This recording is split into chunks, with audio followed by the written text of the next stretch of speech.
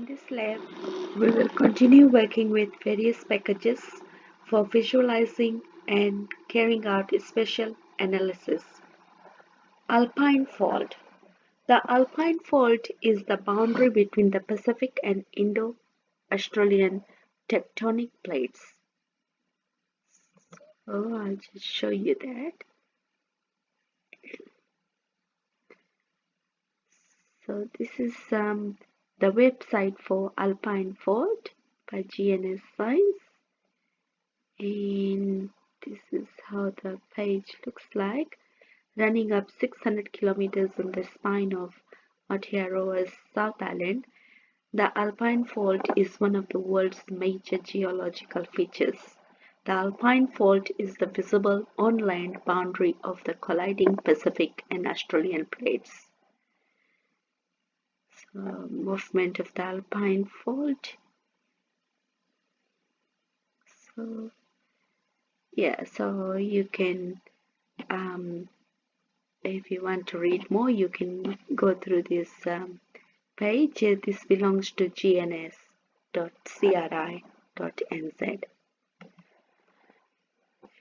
It has a 30% chance of rupturing in the next 50 years, and given its length, which is 600 kilometers, there is a lot of uncertainty surrounding the epicenter of a possible earthquake. Regardless of the epicenter, a significant number of people and infrastructure assets are still at risk due to both shaking and secondary hazards like landslides, liquefaction, lateral spreading. The following data is supplied. Note most has been altered in some form from the original download for the purpose of this exercise. Dataset Kiwi Rail Bridges, file name Kiwi Rail _bridges _south _island.csv, file type is CSV, and geometry is latitude and longitude, and the source is Kiwi Rail. Description locations of Kiwi Rail bridges in the South Island.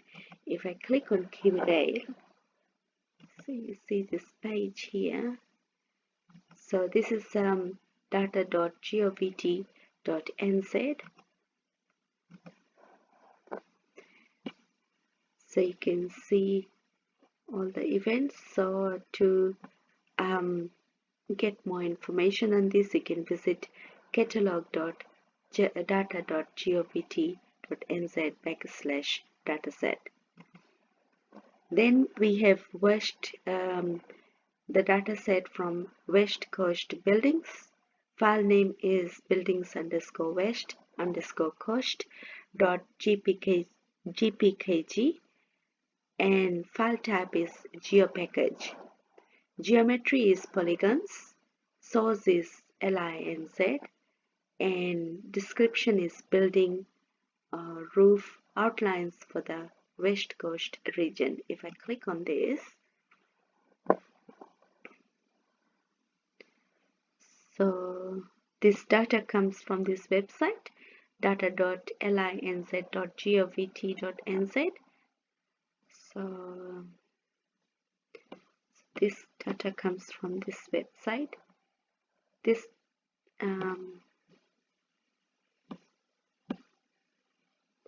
okay, so if you want to learn more, please visit this website. And the next data set is of SA2 of West Coast. File name is sa2.gpkg.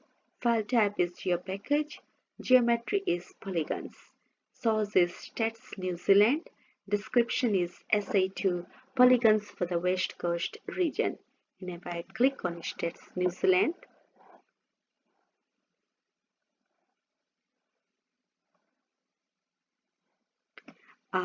so this data comes from datafinder.stats.govt.nz. So you can visit that website to get this more information. So the next data is of regions. File name is region underscore New Zealand.gpkg. File type is geopackage. Geometry is polygons. Source is Stats New Zealand. Description is Regional Council Boundaries of New Zealand. So if I click on that, again this comes from stats.govt.nz. And next data set is earthquake shaking. File name is mmi.gpkg. File type is geopackage. Geometry is polygons. Source is AF8 project.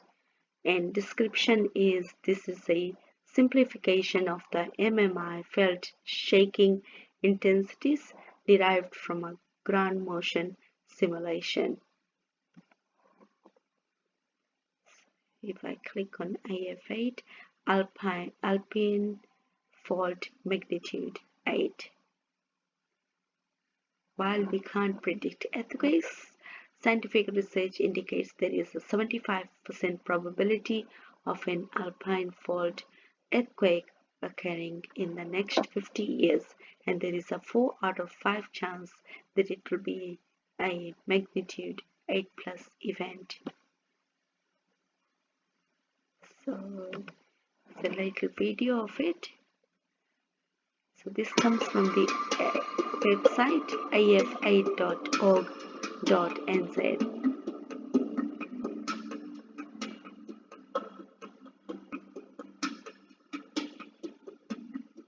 This is the Alpine Fault, and it's where the Pacific Plate and the Australian Plate meet. A fault is a break in the Earth's crust, where one side of the fault is moving relative to the other, but it happens in a short, sharp movement during an earthquake. So this light green rock is the Pacific Plate, and it's been dragged up from depth over many millions of years, and it's sitting on top of the Australian Plate. So this is the Alpine Fault, and that's a tectonic plate boundary right before our very eyes. The Alpine Fault is an 800-kilometre long structure, and it carves its way right down the western side of the Southern Alps in the South Island of New Zealand. And the Alpine Fault is a concern to us because it has the potential to release a magnitude 8 earthquake sometime in the next few years. The preliminary seismic evidence of the Alpine Fault tells us that over the last 8,000 years, there have been 26 magnitude 8 earthquakes. Those events have happened every year so far. So given that the Alpine Fault has a long history of decreasing earthquake activity, it's highly likely that it will be a weaker Alpine Fault.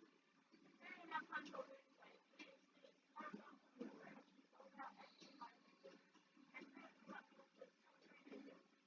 The Alpine Fault is a very long fault, and when there's an Alpine Fault eruption, it's going to break the surface right along that length. So we're expecting a 400-kilometre eruption of the Alpine Fault.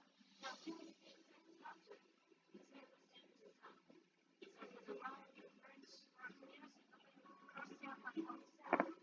It's going to be really, very essential. It's going to have very high impact across the road, our health, power, communications, all of our critical infrastructure will be very affected by this Alpine Fault event. When we have an Alpine Fault event, it's very important that people prepare beforehand. There is a lot of reason for preparing up to realise it's going to be an event. So we all have a part to play in earthquake preparedness. Okay, so you can visit that AF8 website for more information on earthquakes shaking, and this is a simplification of the MMI felt shaking intensities.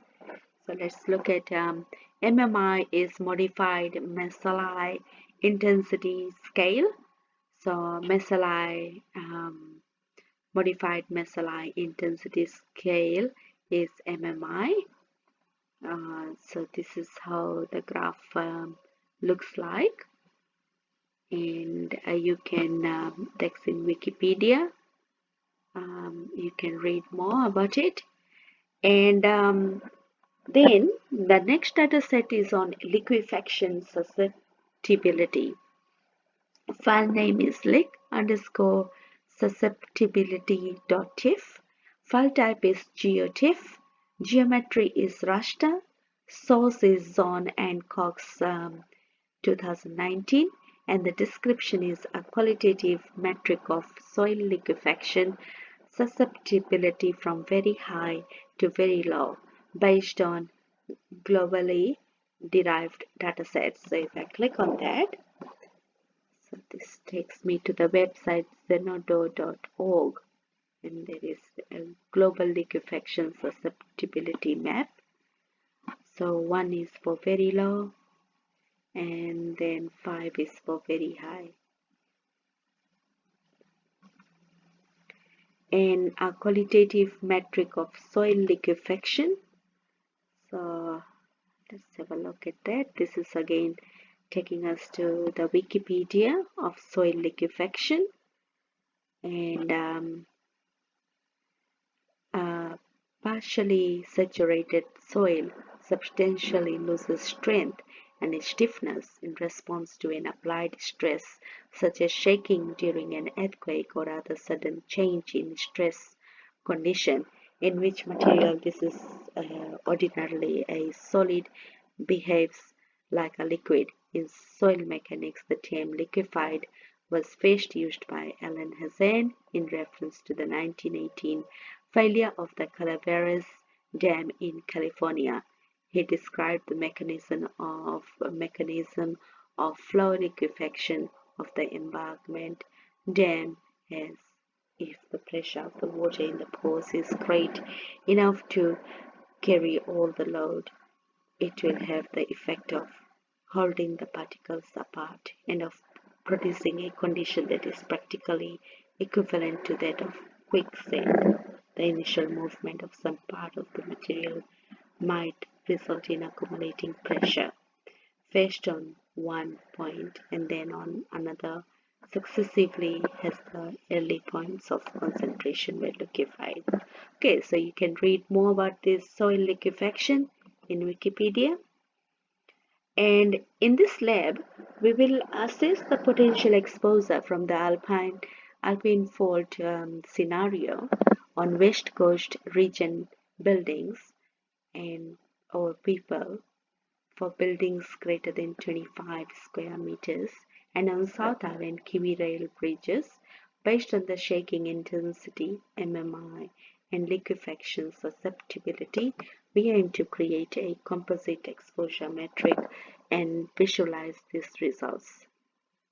First, we will import all packages needed. So I will go through these packages as we need them so you understand more. And the step 2 is to read the data, check the CRS, drop unnecessary data. So West Coast admin areas, which is sa2.gpkg.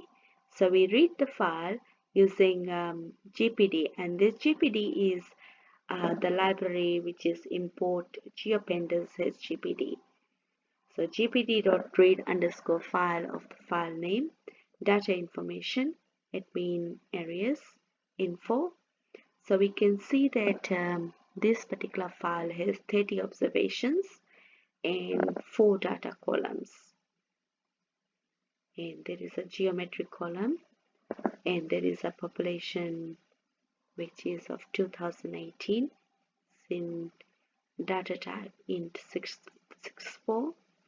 Then SA2 underscore ID, which is of data type int64, and SA2 underscore name, which is of data type object. Then we check CRS. So display open bracket admin areas dot CRS and close bracket. So project CRS EPSG is 2193, and the Queensland Transverse Meseta 2000, and Northern Meter, Eastern Meter, area views, New Zealand, North Island, South Island, Stewart Island onshore, and this is the boundary. And yeah, so all this information is here of CRS. And then visual check on data. So admin areas dot plot open and close bracket. So we see that the latitude, which ranges from 5.1, below 5.1, say 5, to 5.5 exponent 6, and from 1.2 exponent 6 to more than 2.4 exponent 6. So we can see that this data over here is a bit of an outlier, because this is the South Island and this is forming an outlier. So we drop that Chatham Islands by filtering the longitude.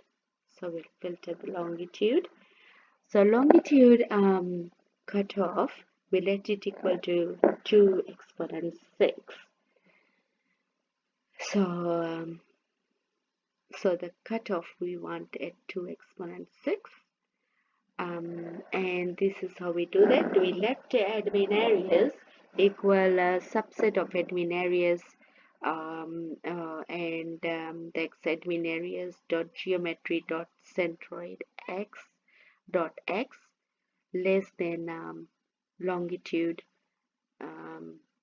cutoff less than 2 exponent 6. So we want the longitude to be less than 2 exponent 6, and we plot the admin areas again. We see that it's the cutoff is 2 exponent 6 here. Okay, so when we plot when we display the data of admin areas, we see that we have 4 columns of SA2 name, SA2 ID, and population 2018, and then the geometry is multi-polygons. Then we read region boundaries. So we load the data using gpd.read underscore file of the name of the geometrical file, and we check the CRS. So we display open bracket regions.crs, and we see that EPSG is 2193, and all the details over here. So visual check, regions dot plot, open and close bracket. So region is plotting like this. So the latitude is from below 4.8 to 6.2, and the longitude is below 1.2 to more than 2.4. So this is Chatham Island. Okay. So table check, so display the regions. So display open bracket regions close bracket. So we have 4 columns. So we have island and then the geometry.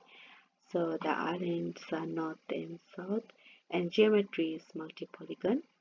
So we want to drop South Island based on island equal south.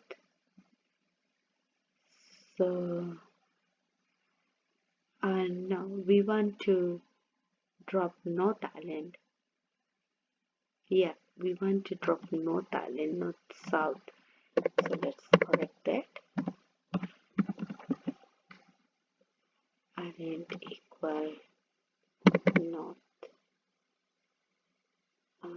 Yeah. So we drop North Island based on island equal south. Regions equal. So we subset the regions data frame for the island column equal to south. And when we plot regions, regions dot plot open and close bracket, so we get this. So the latitude is from 4.8 to 5.5, and below 1.1 to more than 1.7 for longitude. The exponent 6 of the time. Okay, then we do MMI shaking polygons. So we read the data. So MMI equal GPT dot read file, MMI, the file name MMI.gpkg, and check where CRS. So we display MMI.CRS, and we see that there is geographic 2D CRS EPSG is 4326. So we need to change this to 2193. Okay, so otherwise it won't be consistent with the other two data. So let's change the CRS. So this is how we change the CRS. So we updating CRS over here in this command. So let MMI equal to MMI dot 2 underscore CRS open bracket EPSG equal to 2193 close bracket. Visual check MMI dot plot open and close bracket. So we see that latitude is from below 4.8 to 5.5 and below 1.1 to 1.8 exponent 6. Yeah. So now we check the table. So MMI dot head. So MMI is the value of 4 and so on. These are the first 5 rows that are printed, and the geometry looks like this multi-polygon for the first 5 observations. And regions. So we have regions. So we have Island South. So South Islands and the geometry over here, and we drop little segments from the North Island. So we drop little segments from the South Island. So this is the region's map. Okay. Okay, so we this is how we do that. Let's have a look. Okay. So